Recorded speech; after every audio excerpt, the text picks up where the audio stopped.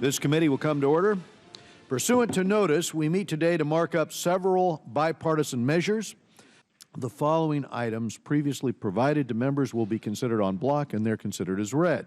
We have House Resolution 374 regarding the partnership between Singapore and the United States, and the Angle 78, an amendment in the nature of a substitute. We have House Resolution 650 regarding the safety and security of Iranian dissidents living in Camp Liberty in Iraq, and the Engel Amendment 80 to House Resolution 650, once on any of these measures. I also want to thank Mr. Poe for his leadership in introducing a very necessary measure, House Resolution 650, regarding the security of Iranian dissidents living in Camp Liberty in Iraq. Camp Liberty is a former U.S. military base outside of Baghdad that is now home to more than 2,000 Iranian refugees who are members of the opposition to the regime in Tehran. And this past October, 23 residents were killed in a rocket attack on that camp. We have been receiving information that the Iranian regime and their proxies in Iran are preparing for an imminent attack against the camp's residents. The frustration with this committee is that time after time after time, we've had the Iranian regime go forward with attacks on these individuals without this being blocked by the government in Iraq. And in the meantime, that is why Mr. Poe's resolution calls on the administration and calls on the Iraqi government to work to provide camp residents with the protections they need and to ensure they're expeditiously resettled outside of Iraq in such safe havens as Albania and other countries that have agreed to work with those who have opposed the regime in Iran to make certain that they are safe. I would hope that all of our members would support this resolution. We're also considering House Resolution 650, calling for the safety and security of the Iranian dissidents living in Camp Liberty in Iraq. I want to thank Mr. Poe and Mr. Higgins for working on this measure, which I'm proud to co-sponsor. I want to welcome our friends wearing their yellow jackets to this committee today, and believe me, we are very concerned about Camp Liberty, and we're making everyone know that we're keeping a watchful eye to make sure that those people are protected.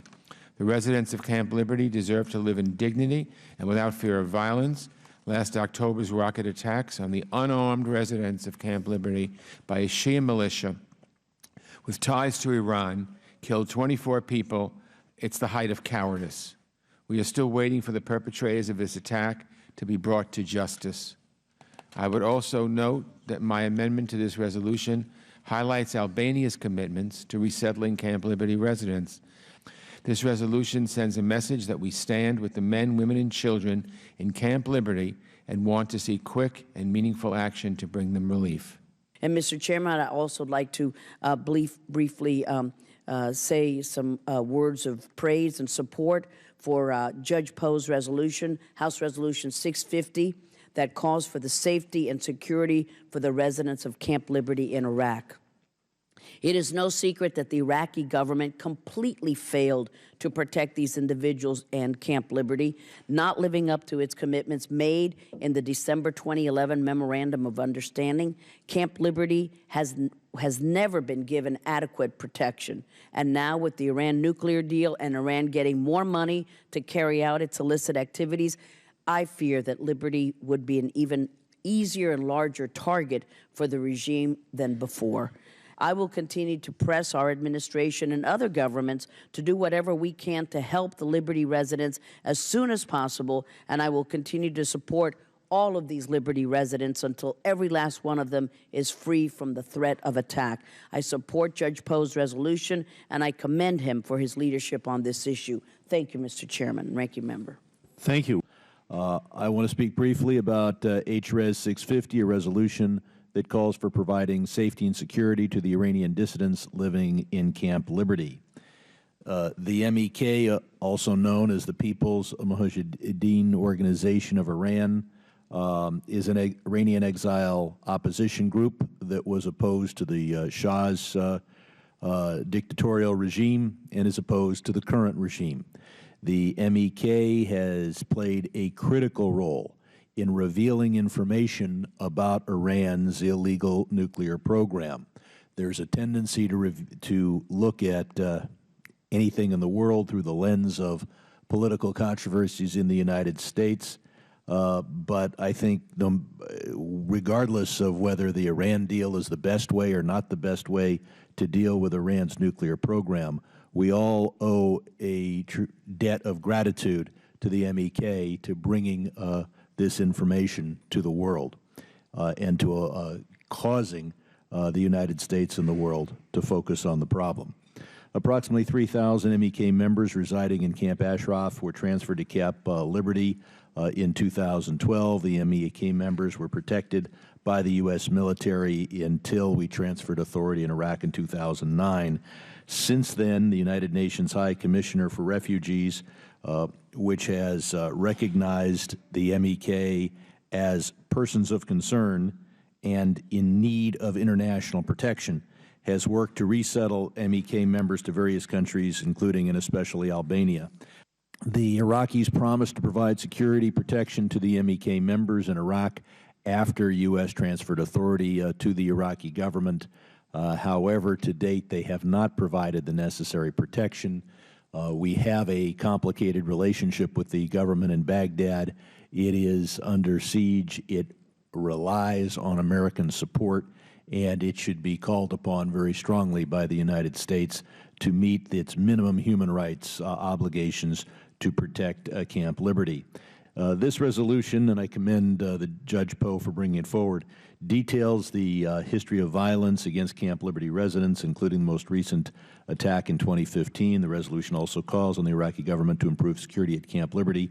In addition, HRES 650 calls on the U.S. government to do a better job of pushing Iraq to uphold its promises and urges the U.S. government to work with Albania and the UN High Commissioner for Refugees in the resettlement process. I strongly support this resolution and the other bills that are part of the en blanc, and I yield back.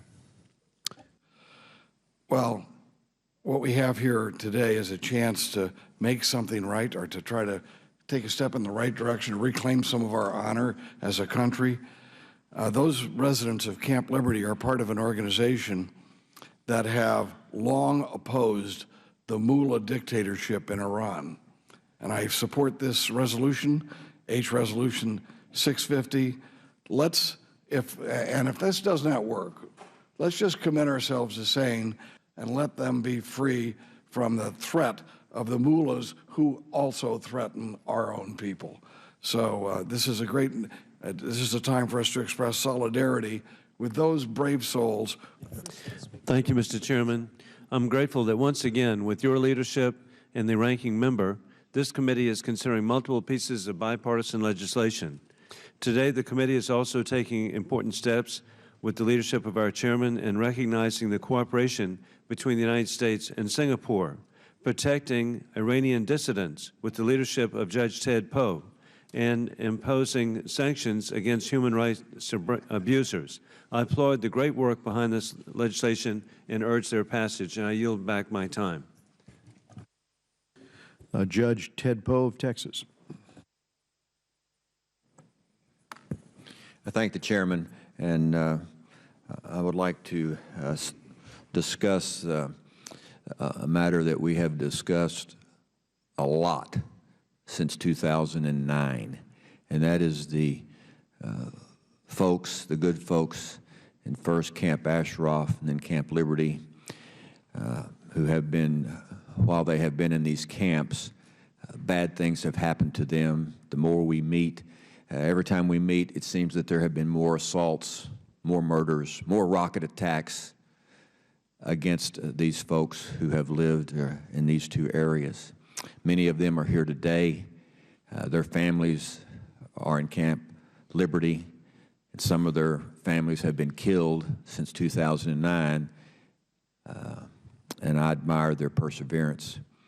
But there are about 2,000 members of the Iranian opposition movement, MEK. Once again, they are unarmed, and they live in Camp Liberty, Iraq. They live there because they've been forced out of Iran, a country that tolerates no political opposition.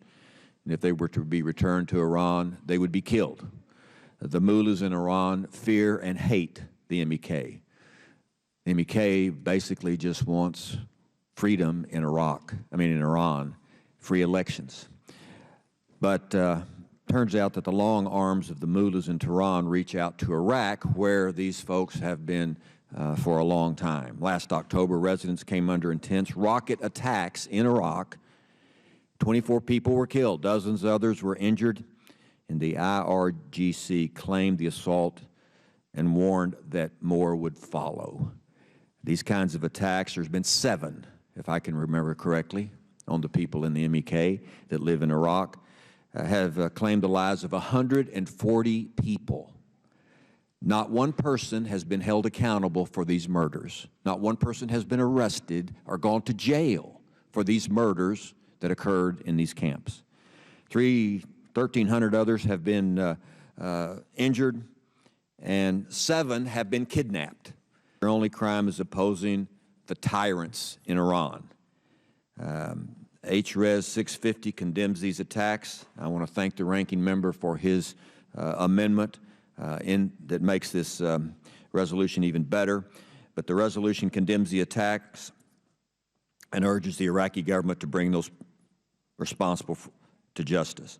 Those in the Iraqi government who claim links to the IRGC should not be put in charge of the camp.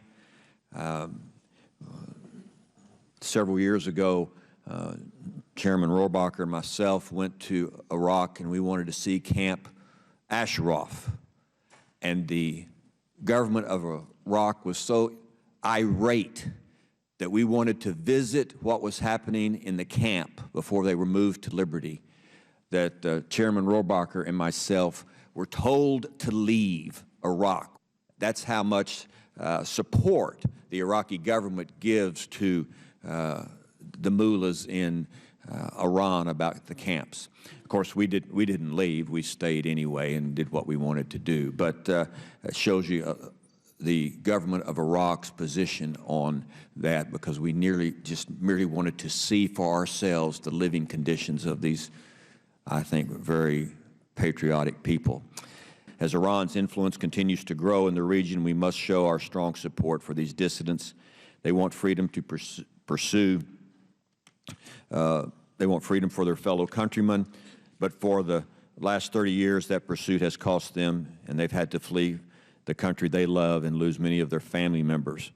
We should do all we can to urge their protection. It's important that the government of Iraq allow the residents to sell the property at Camp Liberty and Camp Ashraf. It is their property. It does not belong to the government of Iraq.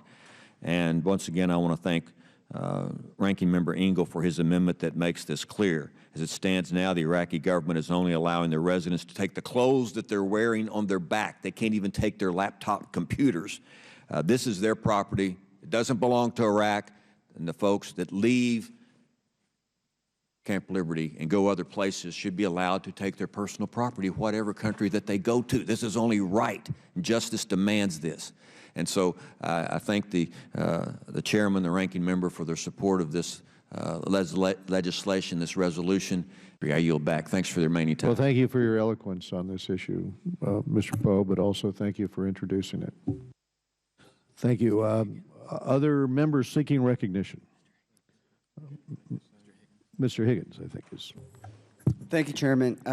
Thank you, Ranking Member Engel. Thank you for holding this important markup today. I'm pleased that we will be considering House Resolution 650, a resolution introduced by Congressman Ted Poe, which would reiterate our strong commitment to the residents of Camp Liberty by providing for their safety and expedited resettlement. Since 2009, 7 attacks at Camp Liberty and Camp Ashraf have killed 140 residents, with over 1,000 wounded. Despite pledges to provide for their safety, the government of Iraq has failed to live up to this commitment. Approximately 2,000 residents of Camp Liberty are currently awaiting resettlement by the United Nations High Commission on Refugees. We must work with the UN and the Iraqi government to expeditiously relocate these individuals before any more harm befalls them. In the interim, the government of Iraq must provide for the safety and security of this vulnerable population. I look forward to the passage of this resolution. I yield back the balance of my time. Thank you. Hearing no further requests for recognition, are there any further amendments? Hearing none, the chair moves that the committee adopt the items considered en bloc. All those in favor say aye. Aye. All opposed, no. In the opinion of the chair, the ayes have it, and the measures are considered en bloc, are agreed to.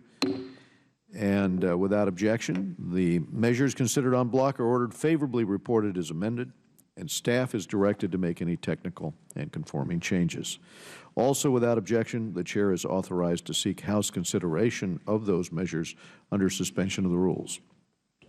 So that concludes our business for today. I want to thank Ranking Member Engel and all of our committee members for their contributions and assistance with today's markup. The committee is adjourned.